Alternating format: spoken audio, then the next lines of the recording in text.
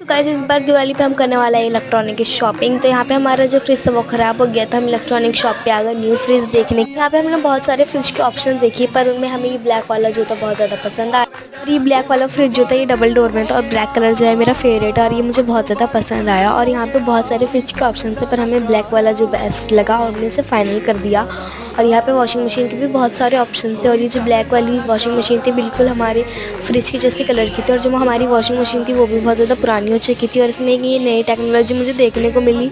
और यहाँ पे मैंने एक न्यू फ़ोन भी देखा अपने लिए ओप्पो का, पर लेकिन गाइज़ मैंने आपके साथ एक